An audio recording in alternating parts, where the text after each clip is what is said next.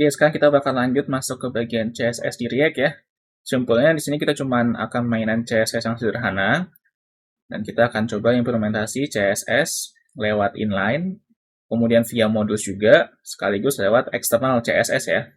Kata eksternal CSS-nya nggak sampai dari server lain, kita hanya coba eksternal CSS yang dari folder aja. Aku yakin sih teman-teman udah tahu ya kalau misalkan mau menyelipkan CSS di dalam script dari eksternal atau dari server lain gitu ya.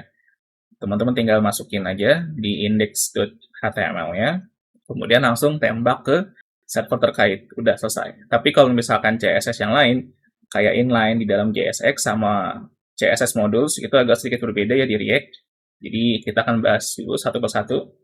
Jadi yang pertama adalah inline di dalam JSX-nya. Nah, kalau biasanya di HTML, teman-teman kan biasanya langsung ya, menggunakan style, kemudian langsung aja properti CSS-nya apa. Kalau di React, itu nggak kayak gitu. Khususnya di dalam file CSX-nya ya, dia agak sedikit berbeda. Semua properti CSS-nya itu bersifat camel-case penulisannya. Kalau aslinya kan background, color itu menggunakan snake case ya, pakai strip gitu kalau tidak salah ya. Aku jadi lupa nih, gara-gara ngeliatnya ke sini nih. Nah, kalau di JSX itu enggak. Dia langsung background, kemudian color.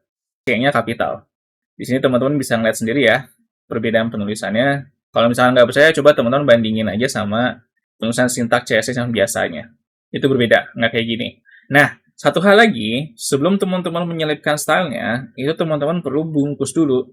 Kalau di React.js, setiap kali teman-teman ingin menyelipkan sebuah variabel atau menyelipkan sebuah JavaScript gitu ya di dalam elemen HTML-nya atau di bagian rendernya, itu kan pasti dibuka dulu menggunakan kurung kurawal.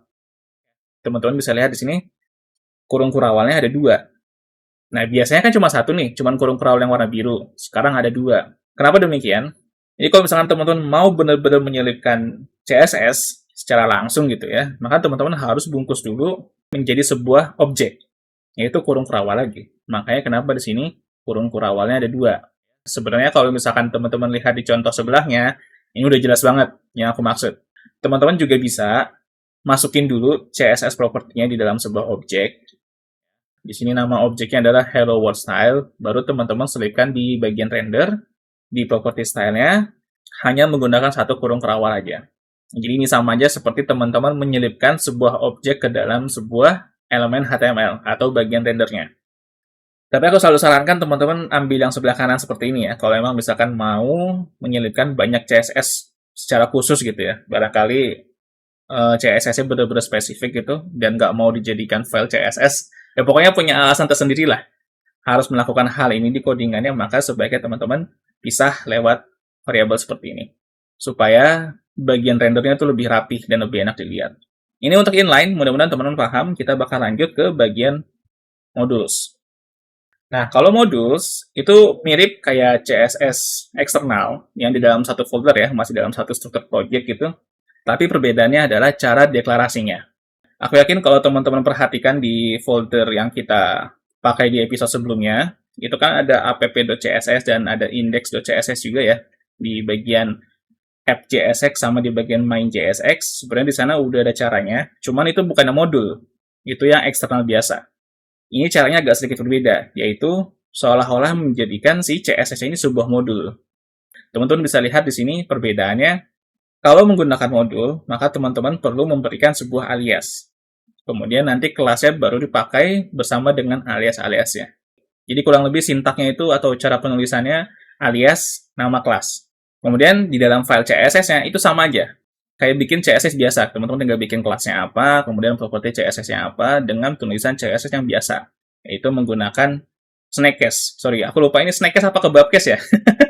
Ini udah kelamaan nggak ngoding, nggak mempermasalahkan soal basic tulisan codingan ya, aku jadi lupa nih. Ini snake case apa kebab case ya? Nah, nanti setelah kelasnya dideklarasikan satu persatu kayak biasa gitu ya, teman-teman tinggal load aja.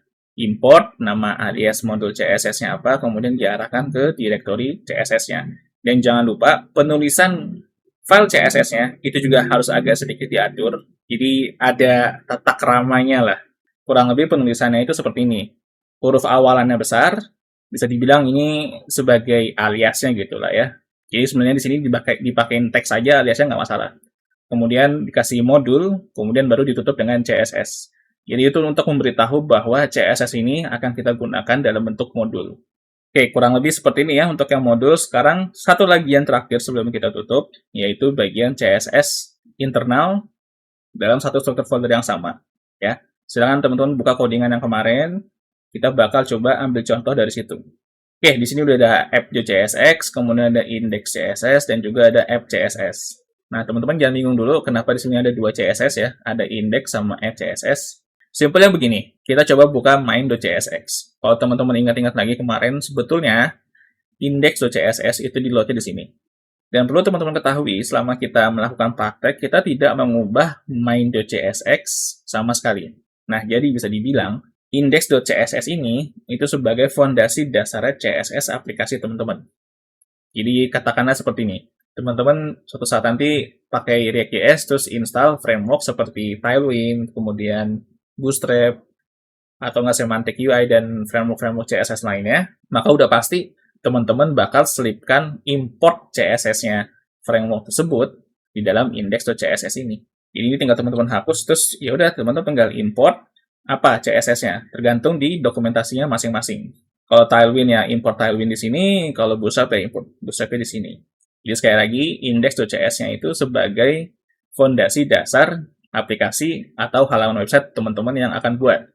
Sementara kalau app.css, itu CSS khusus komponen app ini.